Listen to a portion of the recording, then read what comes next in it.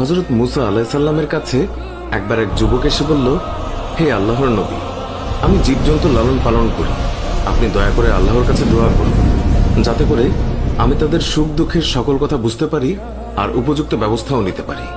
যুবকটির কথা শুনে মুসা আলাইহিস সালাম বললেন, সাবধান, এর থেকে বিরত থাকুন, এর মধ্যে অনেক বিপজ্জনক ব্যাপার স্যাপার লুকিয়ে আছে যা আপনি সহ্য করতে পারবেন না। কিন্তু যুবকটি নাছোড়বান্দা, সে বারবার কাকুতি মিনতির সুরে একই আবদার করতে লাগল। মুসা আলাইহিস সালাম বললেন, এটা মঙ্গলজনক নয়।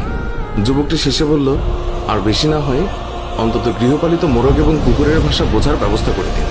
তার এই মিনতির কারণে হযরত মুসা আলাইহিস সালাম আল্লাহর কাছে এই ব্যাপারে দোয়া করলেন।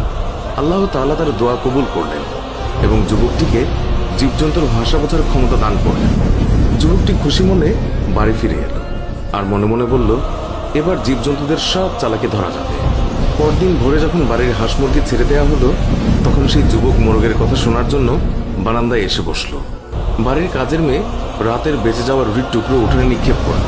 কুকুরটিও কাছেই ছিল। এই সময় মোরগটি ঝাপটি মেরে রুটির টুকরো মুখে পুরে নিল। কুকুরটি প্রতিবাদের সুরে মোরগকে বলল, রুটির টুকরো আমার ভাগে ছিল, তুই নিয়ে গেলি কেন? উত্তরে মোরগ বলল, একটু সবুর কর, অবস্থার দ্বারা বুঝতে পেরেছি কালকে আমাদের মনিবের সুন্দর ঘোড়াটা মারা যাবে, তখন তুমি মজা করে তার গোশত খেতে পারবে। বারান্দায় বসে থাকা যুবক মোরগের কথা শুনে চিন্তায় পড়ে গেল। তারপর লোকসান এড়ানোর জন্য ঘোড়াটি বাজারে নিয়ে বিক্রি করে দিল।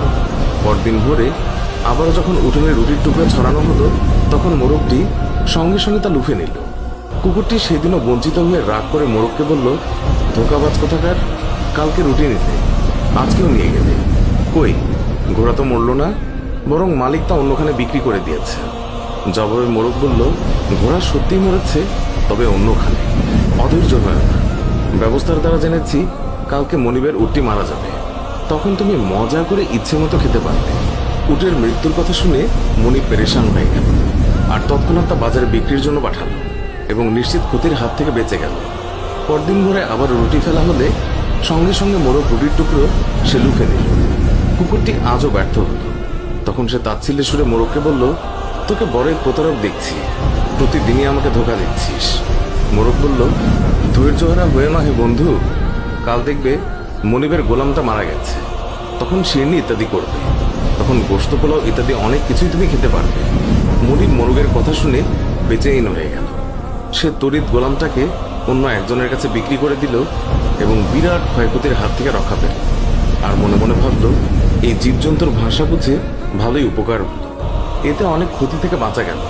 কিন্তু এতে যে জেনে বুঝে অন্যকে ক্ষতির সম্মুখীন করা হলো, সে তো চিন্তা করল না। চতুর্থ দিন ভোরের কথা, রুটির টুকরো আজও এক লাফে লুফে নিল মোরগটি। অসহায় কুকুর রাগের চোটে মোরগকে গালাগাল করতে লাগলো। মোরগ তাকে সান্ত্বনার বাণী শুনিয়ে বলল, হে বন্ধু, একটু ধৈর্য ধরো, কাল দেখবে মনিব নিজেই মারা যাবেন। কাল তিনি মারা গেলে ওয়ারিশরা গোশত পোলাও শিরনি ইত্যাদি করবে, তখন তুমি পেট পুরে খেয়ে নিও। আজকে মোরগের কথা শুনে যুবকটি যার পরনে বিচলিত হয়ে পড়ল। কাল যে সে মারা যাবে এই পেরেশানিতে অস্থির হয়ে গেল সে। আসলে আল্লাহ পাকের কুদরতের মাঝে অনেক গোপন কথা লুকায়িত আছে, তা কেউই জানে না। কিন্তু মানুষ যখন সীমা লঙ্ঘন করে, তখনই যত সব বিপত্তি ঘটে।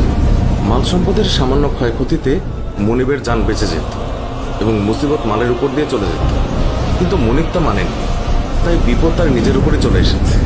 নিরুপায় যুবক দৌড়ে মুসা আলাইহিস সালামের দরবারে হাজির হলো, তাকে সকল ঘটনা খুলে বলল। অতঃপর মিনতি করে বলল, হে আল্লাহর নবী, আমাকে রক্ষা করুন। মুসা আলাইহিস সালাম বললেন, আমি তো আগেই বলেছি এই বিষয়টি আপনার জন্য মঙ্গলজনক হবে না। আপনি কেমন স্বার্থপর, শুধু নিজের স্বার্থ দেখলেন, অপরের ক্ষতি দেখলেন না। নিজের ক্ষতির কথা ভেবে সব বিক্রি করে দিলেন, অথচ সে যে ক্ষতির মধ্যে পড়তে যাচ্ছে সেটা বিবেচনায় নিলেন না। এই জন্য বিপদ আপনার উপরে চলে এসেছে। এখন নিজেকে অন্য কারো কাছে বিক্রি করে দিন, তাতেই তো ভালো, এতে অনেক অর্থকরী এবং ধন সম্পদ লাভ হবে। যুবকটি কৃতকর্মের জন্য ক্ষমা চাইল এবং প্রাণ রক্ষার জন্য হযরত মুসা আলাইহিস সালামকে অনুনয় বিনয় করতে লাগলো। মুসা আলাইহিস সালাম বললেন, দেখুন, কামান থেকে গুলি বেরিয়ে যাওয়ার পর তাকে আবার ওই কামানে ঢুকে? কখনো না। আপনার মৃত্যু অবধারিত হয়ে গেছে, এর থেকে আপনার রেহাই নেই। তবে আমি আপনার জন্য ইমানের সাথে মৃত্যুর দোয়া করছি। হযরত মুসা আলাইহিস সালামের কথা শেষ না হতেই যুবকটির শারীরিক পরিবর্তন শুরু হলো। একবার বমিও হলো। তার শরীর নিস্তেজ হয়ে আসছিল। সাকরাতের এই সময়টিতে 4 জন লোক তাকে ধরে বাড়ির দিকে নিয়ে গেল, কিন্তু বাড়ি পৌঁছে গেল না।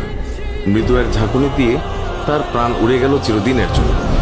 ধন সম্পদ সব পেছনে ফেলে যুবকটি পরকালের পথে রওনা